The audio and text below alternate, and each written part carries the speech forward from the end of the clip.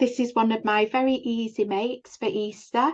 It's a lovely felted Easter egg decoration that you can embellish with flowers, or you can use thread and sew onto it, or if you can embroider, do that. I've used a really simple little bead here just for decoration, but you can use your own imagination. So here goes, really easy pattern, no templates needed. Hello, Sally Bonnie Fibre and Art here. I'm seeing more and more people asking for just really easy makes, and especially as Easter's approaching. So I thought, why not show how to make some Easter eggs, really simple Easter eggs. So I'm using wool bats. You can use merino wool as well, or you can use core wool if you want to keep it cheap. So I've got a piece here about 10 centimeters, a little bit extra if we need it. I'm going to show you a rolling method, and I'm also going to show you an easy method using a barbecue stick. So we start off with the wool bats, and the easiest way of doing this, you want to create a shape that's a little bit fat at one end and a bit thinner at the other. So I find that kind of rolling the wool into that kind of shape. So you can see here I'm going a bit wider here and narrower here. Don't worry at this stage if it's looking a little bit rough and ready, but basically we're aiming for a shape kind of like this. Yeah, so we start just felting. I'm using a 38 star. I really easy tip, these are on from when I first started. I just put little labels on with what it is. It helps me. I mean, they're all color coded, but I think it helps you when you're starting. So I'm using a 38 star today. I also have a 42 for just for finishing, you know, for fine work. So let's just start felting here. We've got this basic shape. I like to start at the bottom, but you know, honestly, you start wherever, it doesn't matter really. What's really important, you can see now while I'm starting to felt, I'm poking, I'm not stabbing. You don't want this needle to go all the way down. You know, you're gonna break that, and actually you're not gonna end up doing anything. You're not gonna felt that wool. So you keep bringing the wool together and you keep poking, sorry, I said stab, and keep rolling. Now, if you can bring that into your practice, you know, I said at the class I ran earlier this week, if you can make basic shapes, you know, everybody wants to start and make a dog, or, you know, a sheep, or hares are really popular, and rabbits at the minute. But I think if you can learn basic shapes, you can go on to do that, you know, to make your animals and things. So you can see it's a bit loose here, so I'm just gonna roll that together, get my shape back, and just carry on felting. And don't worry too much about bumpy bits and the shape at the moment. I was doing circles with our class this week, and I'll just show you what I was sharing with them. And it was like, you know, the different stages of creating a ball, really. You know, so when you start with the wool, it's like this, and it's like really soft and fluffy. And what happens is a lot of people start and finish at this stage, and then they find it really hard to add detail to it. Or, you know, if this was going to be a face, or you know, you want to put ears or features on, it's really hard. It's really hard to do that. So that's too soft. So in order to get that to where you need to be, which is like this, you know, where it is firm, that's still not really firm. There could still be a little bit of going with that. You're rolling, you're just rolling and poking. So, you know, needle felting isn't an instant thing. You have to keep carrying on in order to do that and to get the shape. But if I wanted to use this then for different features and adding different things on there, so I'm working on an Easter bunny at the minute. If I wanted to do that, you can see with this, I've not done any fine detail yet on the face, so it's probably hard. That's, you can probably see there how you've got the cheek and the nose, so I have to put the eyes on. But if I press that, it's the reason I'm showing it, if I press that, that's really felted, you know, if I look at that compared to that.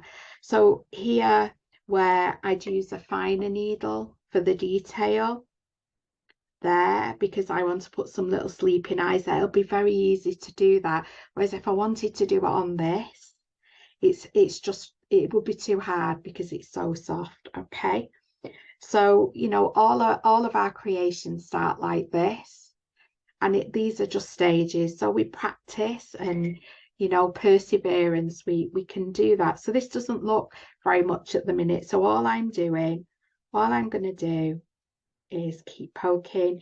You can come into this wool sideways.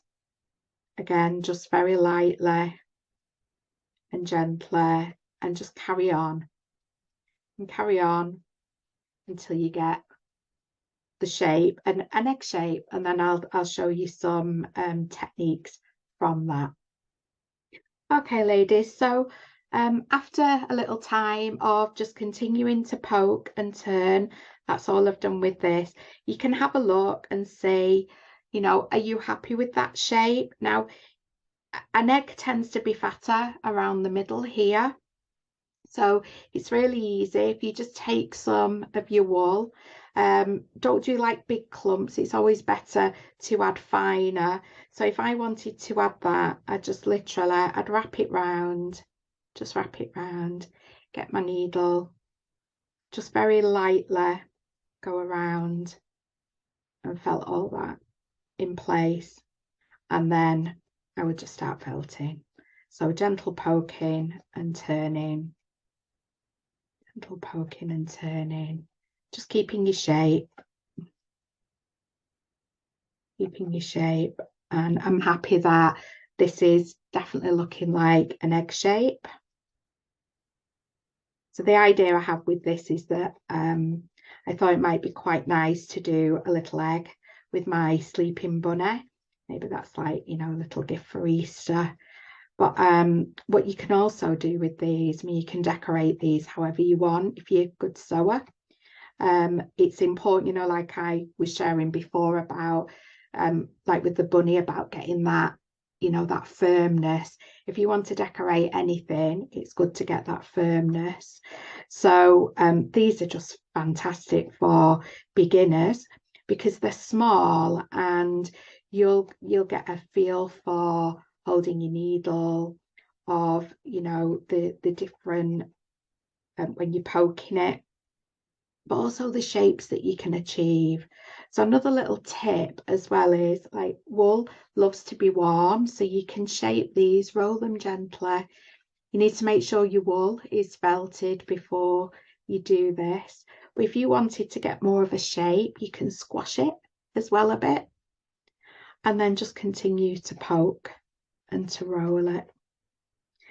Now, another thing that you can do with these that I think are really lovely, if you have, I actually use a very fine thread on my Earth Angel. She's a little bit bashed about now because I've been using her in teaching, but you can see here how I put this is like jewelry, fine jewelry thread. So you could, with a long needle, you could put that through from the bottom to the top, and these could hang, or you could make quite a few. And if you had, like, I've got a little bowl here that I keep my needles in, you could do a few in a little bowl for, you know, for Easter. So just carry on. I'm going to show you how to make some really simple flower embellishments where, I mean, what's great about this is you don't need a pattern. You know, you're measuring about 10 centimeters of wool. I would always say when you're starting off, use wool bats or core wool. A lot of the core wool you can get in like silvery white, and, you know, it's great as well if you've got bits left after a project and you know you want to do that. So you can see while I'm doing this, I'm constantly turning, and that's how you get these shapes, you know. So I get asked, like, especially with my hares and my sheep, how do you get those shapes? It's all from this, all from starting here. Imagine if you were doing this with a leg or, you know, a head, a neck, you were doing a body. It's all using the same technique here.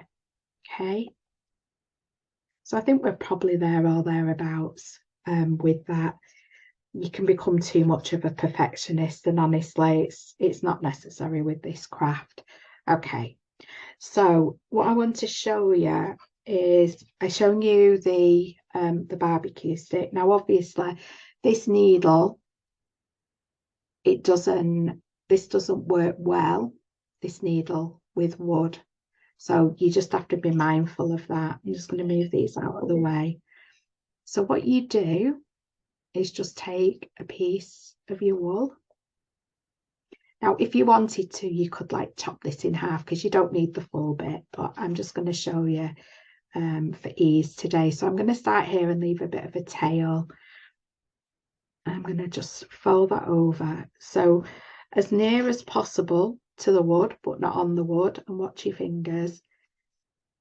Just gently felt that in place.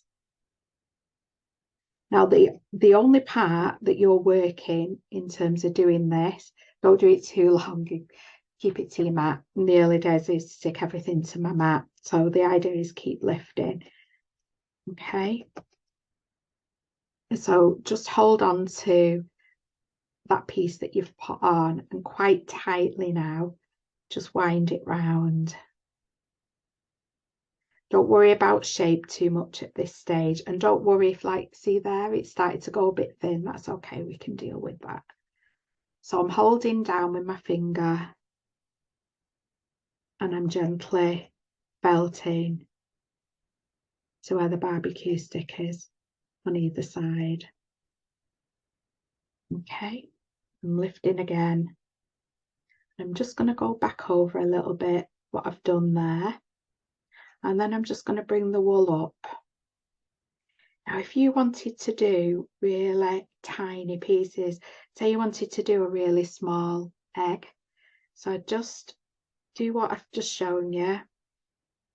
Use your felting needle along the other side, and just keep doing that. You can see the bottom bit here. You can also just very gently poke your needle around, but just be careful with the wood. Okay. So if I was to bring that back down, I want to concentrate more on the middle because that's where I want it to be fatter, and the bottom. Now, it's not a perfect shape yet, but actually if you just squash it together with your finger, you've got the makings of this oval, this like teardrop shape. Now at that stage, you can just pull it off and you can do what I mentioned before and just roll and poke and just get that nice shape.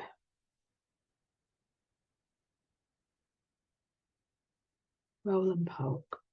Okay, now it's a bit rough and ready at the minute. But if, as you felt that, so it's important that you felt that before you add. Don't keep adding because your middle's going to be really squidgy and you'll never get that hard. It's going to take you a long time.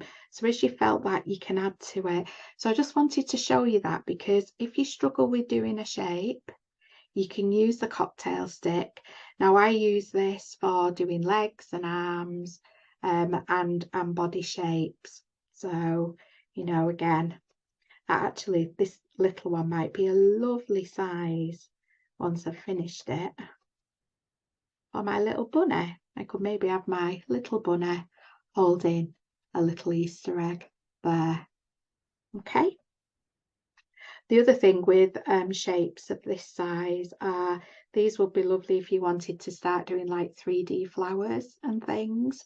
So, but I'm going to show you how to do a really easy flower for this next. Okay, so we're going to look at embellishing your egg. So you can see now, I'm happy with mine. I've added, as I mentioned, just very fine layers and I felted them in, keep turning until I got it to the size that I wanted. So I think this is a good size to work with. So embellishing, I mean, you can do so many things. You could get pieces of wool in a different colour. I have some merino and sari silk mix here. You could take very thin pieces and you could hold them from end to end and gently needle fell and just create a pattern around. You could put something around the middle and again do that just to create a shape. I quite like to add flowers. I'm going to show you a really easy hack. You've probably seen these, you know, especially for like when you're doing the wool for sheep.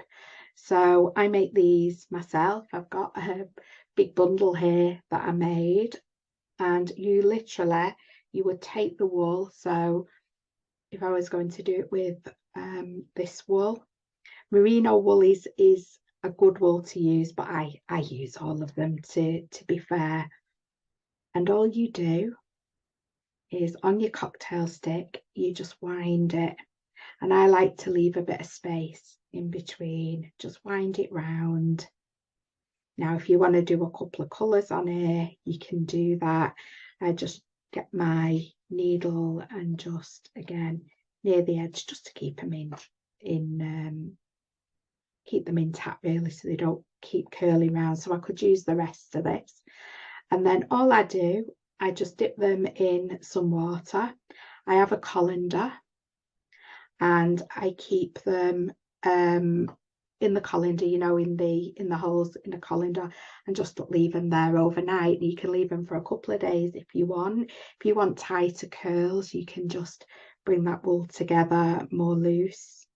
Obviously do it wider. I tend to do them a bit closer together because you can, once you've done them, I'll just show you with this one. This I use quite a thick piece, but you can straighten them a bit, and you can also pull them apart and you've still got the shape in those.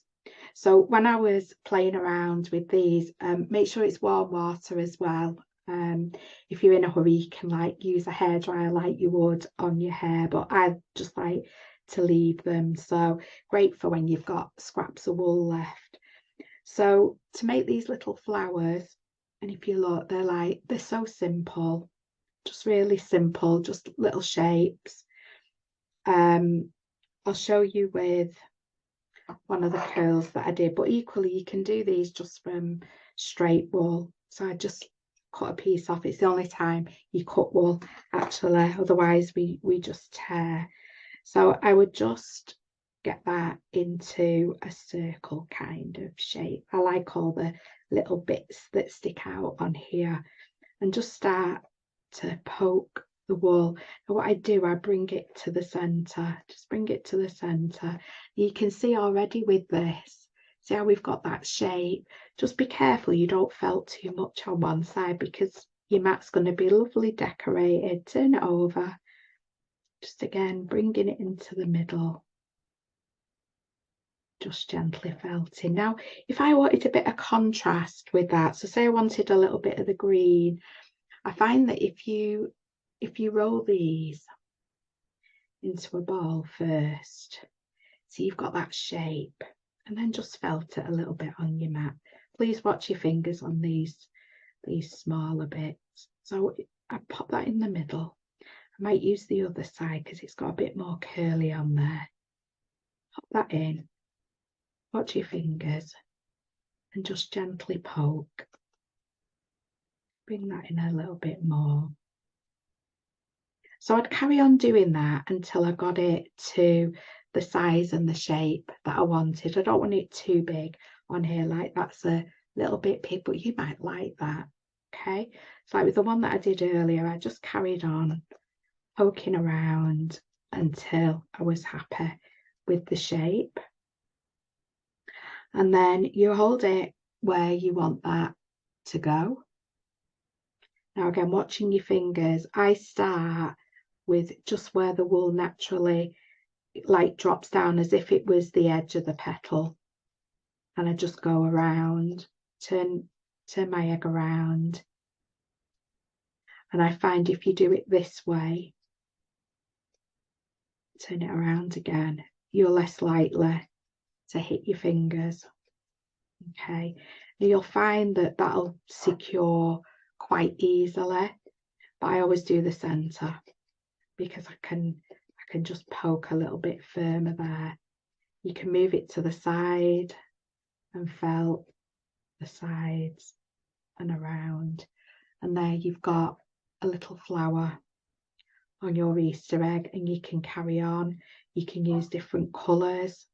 This with the sari silk and merino blend. If you do use these, ladies, the silk doesn't work very well with your needle. So what I tend to do is just feel for where I can poke that in. But I do love these blends because you get all the different colours. You probably can't see it on my camera there, but I'm not even sure if I hold, yeah, maybe if I hold it up, get down a bit.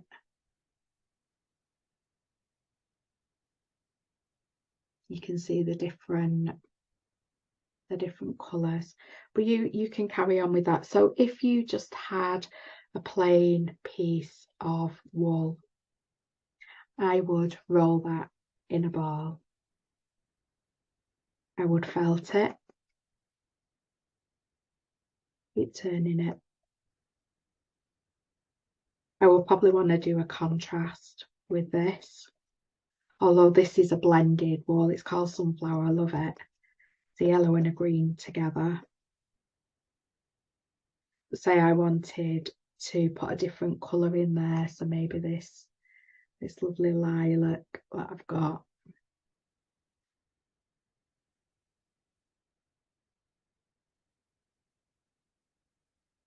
And I just made that into a ball and just felt it. Just a little bit, just to start it off. You can like turn your needle around, do that with it. You get quite a nice ball then. That up, pop it in the middle, watch your fingers, and then you can bring these sides in.